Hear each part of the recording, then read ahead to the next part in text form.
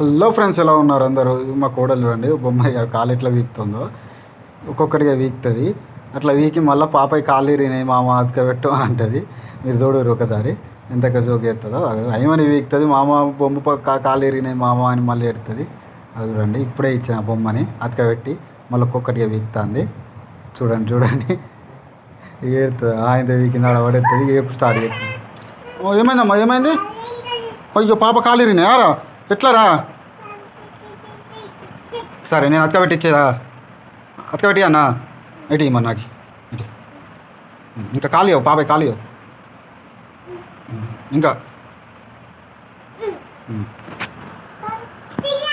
ఓం Bheem Bheem Bheem Bheem Bheem Bheem Bheem bush Bheem bush. Ready? 1 2 3. పాప కాళ్ళు వచ్చినాయా పాపకు? Okay okay okay okay. Second